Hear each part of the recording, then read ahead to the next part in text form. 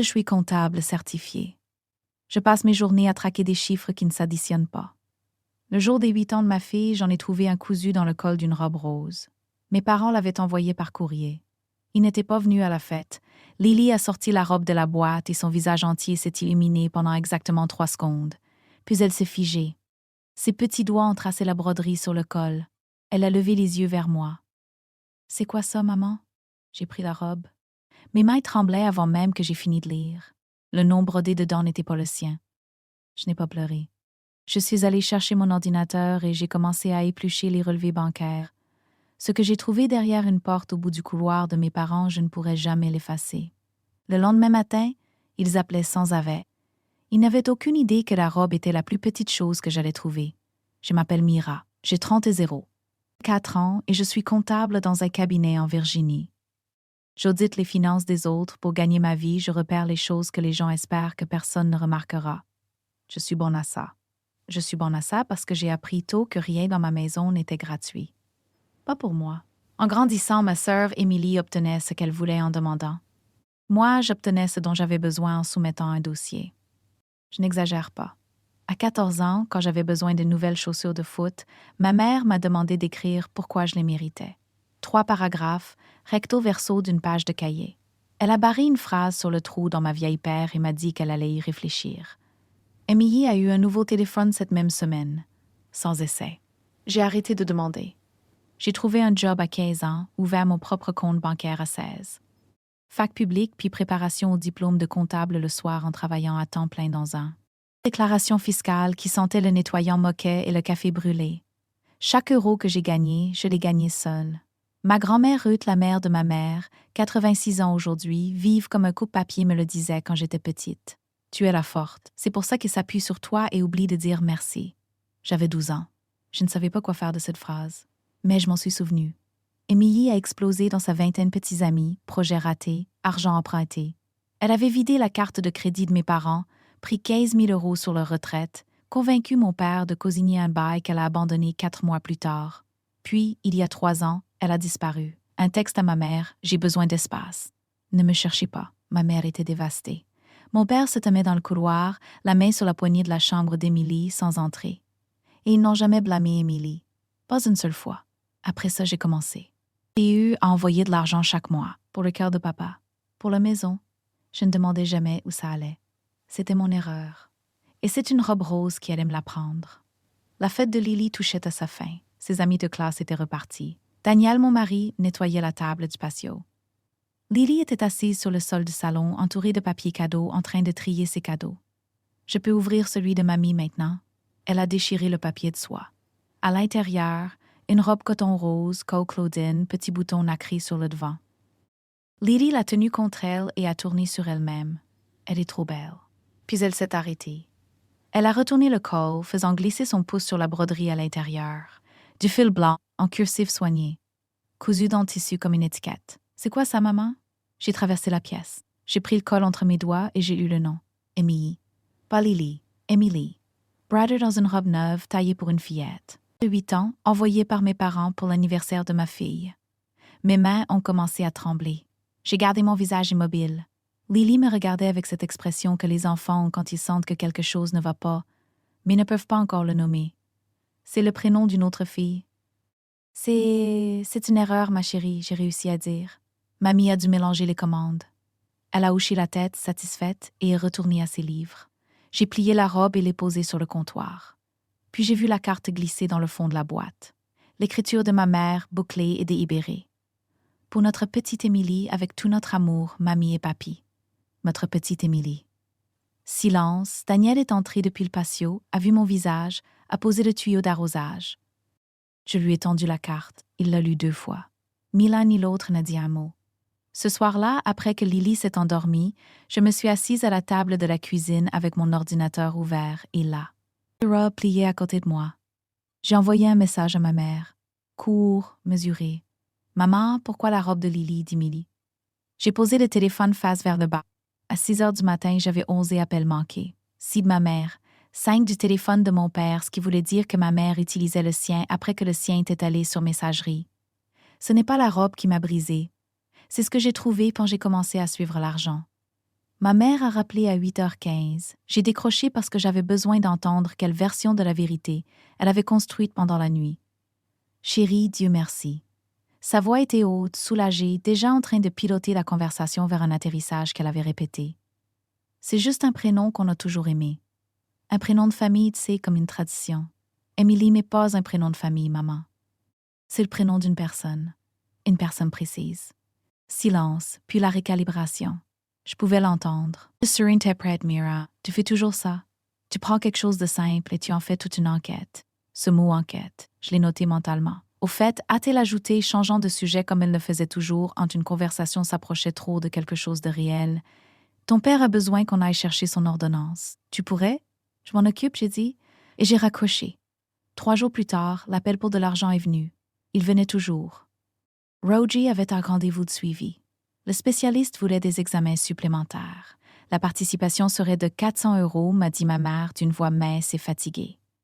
J'ai raccroché et j'ai ouvert le portail de l'assurance. Le plan complémentaire que je finançais à 400 € par mois couvrait les visites spécialistes à 90% après la franchise déjà atteinte en janvier. La participation pour un échocardiogramme sous ce plan était de 42 €. 442. J'ai ouvert une feuille de calcul vierge. Dans les 12 derniers mois seuls, j'avais envoyé à mes parents plus de 23 000 € au-delà du remboursement du prêt immobilier et de l'assurance automatique. Ma mère avait attribué chaque euro au cœur de Roger, aux réparations de la maison, aux impôts fonciers. J'ai vérifié les registres fonciers du comté en ligne, impôts payés en totalité. Alors, l'argent allait quelque part, juste pas là où elle disait. Daniel a regardé mes colonnes ce soir-là et a dit une chose. Tu dois y aller. Oui. Ah, prends ton téléphone. Photographie tout ce que tu trouves. Je sais. Il a attendu que je le regarde. Et Mira vérifie cette chambre. Il voulait dire celle au bout du couloir. Celle avec la porte toujours fermée. Je suis allée chez mes parents un mercredi. Je connaissais leur emploi du temps. Roger avait sa kinésithérapie à 10 heures. Ma mère le conduisait toujours parce qu'elle ne lui faisait. Et puis, le dernier épisode, il serait absent au moins 90 minutes. Je me suis laissée entrer avec la clé de rechange sous la grenouille en céramique. À côté de la porte, la même grenouille qui était là depuis que j'avais 9 ans. La maison sentait le nettoyant au citron et quelque chose de vieux en dessous. La façon dont les vieilles maisons sentent quand les fenêtres ne s'ouvrent plus assez souvent. J'ai monté les escaliers, dépassé la salle de bain, dépassé le placard à linge, dépassé les photos scolaires encadrées Émilie grande et centrée, la mienne plus petite, glissée sur le côté. Et puis j'étais devant la porte au bout du couloir. Elle n'était pas verrouillée. La porte s'est ouverte sur un tapis qui n'avait pas été passé à l'aspirateur depuis des semaines, et le couvre-lit lavande sur le lit était exactement comme je m'en souvenais lissé, carré, tendu comme dans un hôpital. Les annuaires étaient toujours sur le bureau. La fiche d'un C. Le chiffre de soleil sur une plage était toujours épinglé au-dessus de la tête de lit. Mais le placard, la porte du placard était ouverte et la lumière allumée. À l'intérieur, des boîtes en carton empilées net sur le sol. J'ai sorti la première. À l'intérieur, pliés dans du papier de soie, des vêtements d'enfantaille pour une fillette entre 6 et 10 ans. Des robes, des cardigans, une paire de babilles encore dans leur boîte. Chaque article avait la même broderie sur le col ou l'étiquette. Émilie à deuxième boîte. Un imperméable rose avec Émilie cousue sur la poche intérieure. Des rubans à cheveux monogrammés. Un écran avec un petit bracelet gravé Ubi. Emily Brandt. Ce n'étaient pas des souvenirs de l'enfance d'Émilie. Les étiquettes étaient actuelles. Les tailles étaient actuelles. Les tailles de Lily. Mes genoux ont cédé et je me suis assise sur la moquette. La troisième boîte était différente. Pas de vêtements. Un dossier Manila épais avec des papiers. Des confirmations de virement. PS imprimé sur papier blanc, paiement depuis le compte de mes parents vers un destinataire à Reno, Nevada. Le nom sur le compte destinataire, Emily Brandt. Les montants, de 300 à 800 €. Certains mois de virement. Le reçu le plus ancien daté de 3 ans plus tôt. 2 semaines après le texto, ne me cherchez pas d'Émilie. Le plus récent, le mois dernier. Au fond du dossier, agrafé au dernier reçu, une note manuscrite dans le cursif de ma mère. Ne dis rien à Mira. Elle ne comprendrait pas. Et puis, ce jour-là, tout s'est mis en place. J'avais 23 pages, tabulées, codées par couleur, étiquetées sur l'onglet point, réconciliation familiale Brandt. Daniel a regardé le dossier depuis l'autre côté de la table. C'est la chose la plus terrifiante que j'ai jamais vue. Le dimanche, ma mère avait organisé un dîner de famille. Elle l'avait présenté aux proches comme un repas convivial longtemps attendu. Mais je connaissais la chorégraphie, la distribution. Grand. Mère Ruth, au bout de la table, lunettes bifocales, yeux vifs. Tante Diane, la sœur de ma mère, qui admirait Carole et croyait sa version de tout. Oncle Pete, mari de Diane, qui mangeait en silence. 2 cousins pour remplir les sièges et fournir la pression ambiante d'un public. Ma mère voulait que je sois en infériorité numérique, entourée de gens qui avaient déjà entendu sa version. Mira s'éloigne. Mira a arrêté d'aider. Mira brise le cœur de son père malade pour un malentendu sur une robe. Elle comptait sur moi pour plier, pour m'asseoir tranquillement pendant que la table se retournait contre moi comme j'ai resté tranquille toute mon enfance, pendant qu'Émilie avait la vedette et moi la responsabilité. Elle ne savait pas que j'allais changer les règles du jeu. J'ai repassé la robe rose, celle avec Émilie sur le col, et l'ai pliée dans un sac en toile avec le dossier de 23 pages. J'ai fermé le sac et l'ai posé près de la porte. Daniel a proposé de venir. J'ai secoué elle. Reste avec Lily. J'ai besoin que tu sois là quand je rentre. Tu vas seule? J'y vais préparer. Il m'a tendu mes clés de voiture et m'a embrassé le front. Donne-leur l'enfer. Je vais leur donner un tableur, j'ai dit, c'est pire. La salle à manger. La bonne porcelaine, des bougies allumées. Ma mère m'a accueillie à la porte avec une étreinte si serrée qu'elle ressemblait à un garrot. Je suis tellement contente que tu sois venue, chérie. Ruth était au bout de la table, sa serviette déjà sur les genoux, les yeux vifs derrière ses lunettes. Diane était en face d'elle à côté de Pete. Rogie était en tête de table. Il avait l'air plus vieux que la semaine dernière. Ses mains reposaient à plat de chaque côté de son assiette et il ne m'a pas regardée quand je me suis assise. Ma mère a servi le beau feu. Elle a passé les haricots verts. Elle a complimenté le chemisier de Ruth. C'était un cours magistral d'établissement de la normalité avant de lâcher le marteau. J'ai mangé. J'ai attenti. Le sac en toile était sur le sol à côté de ma chaise. Quand les assiettes ont été débarrassées, ma mère a posé les mains sur la table. J'ai demandé à tout le monde de venir parce que j'ai besoin de votre aide. Elle a regardé la table comme une metteur en scène vérifie les lignes de vue. Comme certains d'entre vous le savent peut-être, Mira a décidé d'arrêter de nous aider financièrement. Votre père, Roger, a 67 ans avec une maladie cardiaque et Mira a coupé le soutien sur lequel nous dépendons. Diane's fog paused. Ruth said nothing. Ma mère a continué. Je ne demande à personne de prendre parti. Je demande à la famille d'aider Mira à comprendre qu'on ne tourne pas le dos à ses parents, à son père malade pour un désaccord sur une robe. Elle m'a regardée avec une expression calibrée pour projeter la blessure, pas l'hostilité. Diane s'est tournée vers moi. Mira, c'est vrai, tu as arrêté d'aider pour les factures médicales de Roger. J'ai arrêté tout soutien financier. Oui. Mais son cœur parlant d'Émilie, j'ai dit. J'ai ouvert le sac. La pièce s'est tuée. Pas le silence poli d'une pause, le silence sans air d'une table qui sait que quelque chose va atterrir. J'ai posé le dossier d'abord, 23 pages tabulées, codées par couleur, l'étiquette face à ma mère. Réconciliation familiale brante, puis j'ai sorti la robe, coton rose, Claudine, bouton nacré. Je l'ai dépliée lentement et l'ai posée à plat sur la table à côté du cobbler, au pêcher le col vers le haut, pour que tout le monde puisse voir la broderie. Fils blanc, cursive soignée. Émilie. Ruth s'est penchée en avant, ajustant ses lunettes. Les lèvres de Diane se sont séparées. Pete a posé sa serviette. Voici la robe que mes parents ont envoyée à ma fille pour ses 8 ans, j'ai dit. Ma voix était basse et égale. Le nom dessus n'est pas le prénom de ma fille. Le prénom de ma fille est Lily. J'ai ouvert le dossier et l'ai tourné vers la table. Voici un bilan financier sur 3 ans. Chaque. Et moi, j'envoyais de l'argent à mes parents pour le cœur de papa, pour la maison, pour les urgences que ma mère décrivait au téléphone. Dans les 36 derniers mois, ce total a dépassé 41 000 €. J'ai tapé la colonne rouge. 38 000 de cet argent ont été virés à Émilie à Renoz, Nevada, où elle vit depuis 3 ans. Mes parents savaient où elle était depuis le début. Ils ont utilisé l'argent que je leur envoyais chaque fausse participation, chaque chauffe-eau fantôme, chaque appel téléphonique tremblant sur le cœur de papa et l'ont redirigé vers Émilie. J'ai regardé ma mère, et ils achetaient des vêtements d'enfant brodés au prénom d'Émilie dans la caille de ma fille en gardant un placard plein dans la chambre d'Émilie. Mon nom de ma fille est Lily, pas Émilie. Ma mère s'est levée si vite que sa chaise a raclé le sol et cogné le mur derrière elle. Tu n'avais pas le droit, a-t-elle crié. Tu es allée dans la chambre d'Émilie. Tu as touché ses affaires. C'est fur, a dit Diane, regardant la robe sur la table. Carole, ce sont des vêtements d'enfant. Pour Émilie, pour quand elle reviendra. La voix de ma mère s'est fissurée et montée. Je gardais sa place. Je m'assurais qu'elle avait quelque chose en rentrant. Avec mon argent, j'ai dit, tu as toujours été jalouse.